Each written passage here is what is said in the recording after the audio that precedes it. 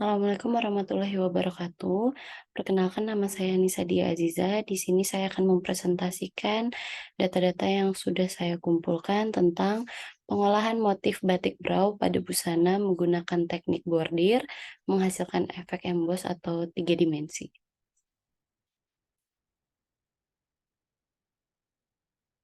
Kemudian ini latar belakang saya. Penelitian ini bertujuan untuk mengetahui apakah kain batik yang ada di Indonesia sudah berkembang dan motif-motif tersebut dapat menjadi inspirasi untuk diolah pada teknik lainnya lalu diaplikasikan kepada busana. Metode penelitian yang digunakan yaitu studi literatur melalui jurnal-jurnal terkait dan studi terdahulu. Batik juga sering disangkut pautkan dengan suatu metode atau proses, dimulai dari penggambaran motif hingga proses pelodrodan atau proses pelepasan lilin dari kain batik. Batik memiliki motif yang beragam.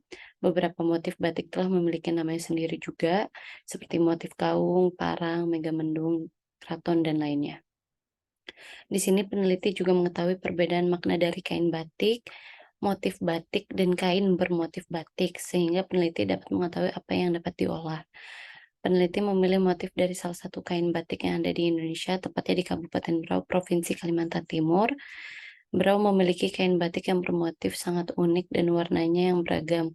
Walaupun memang teknik batik bukan teknik khas dari Pulau Kalimantan, namun sekarang batik menjadi identitas negara kita, maka tiap daerah pun saat ini memiliki batiknya sebagai identitas daerah mereka.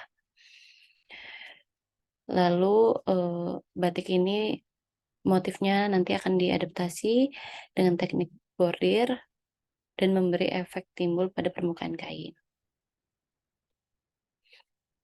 Kemudian ini mind map-nya.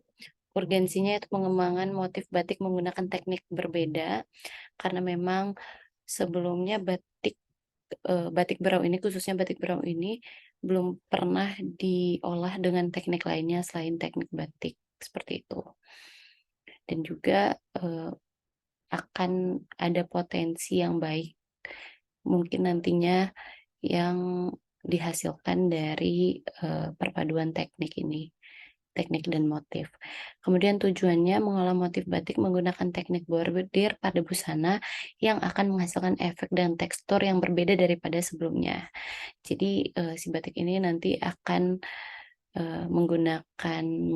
menggunakan teknik bordir yang nanti pada permukaan kain pastinya akan memberikan efek berbeda daripada kain batik, seperti itu. Fenomena yang diambil yaitu trend forecasting 2022 di The New Beginning dengan subtema exploration. Kemudian jenis penelitiannya curiosity. Batik berau yang sudah dihakikan saat ini ada kurang lebih 5, yaitu yang pertama caul, kemudian busa kangkung balilit, penyu pandurata, air pasang surut, dan walet enggang. Ini studi literatur yang sejauh ini telah saya dapatkan. Kemudian wawancara yang pertama yaitu bersama Pak Mosyodik, salah satu pengrajin batik di Kabupaten Berau. Beliau berkata ada, batik Berau sudah punya haki, tapi untuk pencetus batik Berau pertama bernama batik Caul Busak Kangkung Balilit, 2 batik itu dibuat oleh seniman Berau yaitu Pak Abdullah. Sedangkan mulai 2017 berdiri 4 pembatik yang Rumah Batik Berau mengeluarkan batik Rutun Penyu, Batik Ulin mengeluarkan walet enggang, Batik Maluang mengeluarkan air pasang surut, dan Batik Sih mengeluarkan penyu pandurata. Kemudian ini hasil observasi saya di 2 tempat, yaitu observasi yang pertama itu di Putri Maluang Batik, yang kedua di Batik Ulin.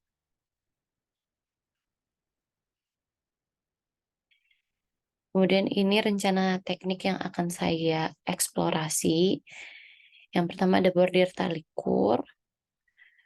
Talikur juga dapat dijadikan sebagai pengganti benang untuk dibordir. Bordir talikur memberikan efek 3 dimensi seperti tujuan dari karya saya nantinya. Karena ukuran tali kur yang tebal dibanding benang biasa, namun tidak semua mesin bordir dapat membordir tali kur. Untuk membordir tali kur, perlu mesin bordir berteknologi tinggi agar tidak merusak tali kur. Jadi, kalau ingin bordir tali kur mungkin bukan bordir, tradisional atau bordir biasa, tapi menggunakan mesin. Kemudian yang kedua ada bordir chenille. Bordir ini sangat unik karena gumpalan-gumpalan benang halus yang membentuk sebuah vektor gambar atau tulisan yang dibentuk oleh mesin bordir yang stitch-nya adalah sistem chenille. Jadi seperti, tidak hanya bertekstur tapi juga berbentuk gitu, berbulu seperti chenille.